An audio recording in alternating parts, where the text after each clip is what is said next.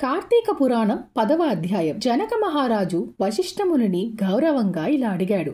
మునిశ్రేష్ఠ, ఈ అజామీలుడు ఎవరు? అతడి పూర్వజన్మలో ఏమైంది? ఎలాంటి పాపాలు చేశాడు?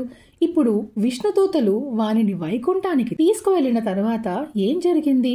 దయచేసి నాకు వివరంగా చెప్పండి అంటాడు. అప్పుడు వశిష్ఠ మహర్షి, జనక, విష్ణుదూతలు అజామీలుణ్ణి వైకుంఠానికి తీసుకువెళ్లిన తర్వాత యమదూతలు తమ ప్రభువు అయిన యమధర్మరాజు వద్దకు వెళ్లి, ప్రభు, మీ ఆజ్ఞ ప్రకారం అజామీలుణ్ణి తీసుకురావడానికి మేము వెళ్ళాము.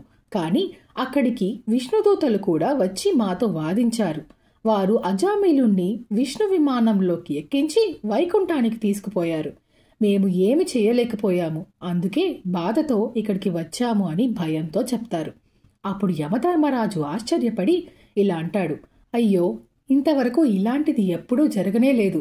దీనికి తప్పకుండా ఏదో కారణం ఉండే ఉంటుంది అని తన దివ్య దృష్టితో అజామీలుని పూర్వజన్మ వివరాలు చూశాడు.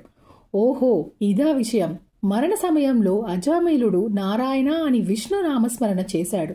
అందుకే విష్ణుదూతలు వచ్చి అతనిని వైకుంఠానికి తీసుకుపోయారు. ఎవరు తెలియక గాని తెలిసి గాని మరణ సమయంలో హరినామస్మరణ చేస్తారో వారికి తప్పక వైకుంఠ ప్రాప్తి కలుగుతుంది. అందుకే అజామీలునికి మోక్షం లభించింది అనుకుంటాడు యముడు. ఇప్పుడు అజామీలుని పూర్వజన్మ గురించి తెలుసుకుందాం. పూర్వజన్మలో అతడు మహారాష్ట్ర దేశంలో ఉన్న ఒక శివాలయంలో అర్చకుడిగా ఉండేవాడు. అతను అందంగా ఉండేవాడు, ధనవంతుడు, బలవంతుడు. అందుకే గర్వం పెంచుకొని శివారాధన చేయడం మానేశాడు. శివాలయంలోని ధనాన్ని దొంగలించేవాడు.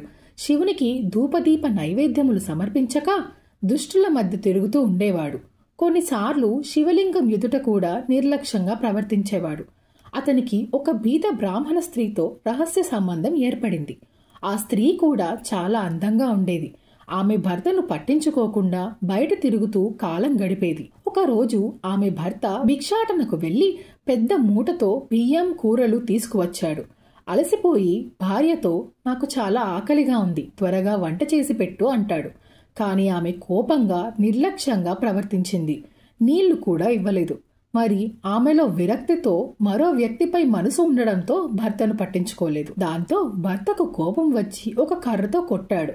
ఆమె కూడా ఆ కర్ర లాక్కొని భర్తను రెండింతలు కొట్టి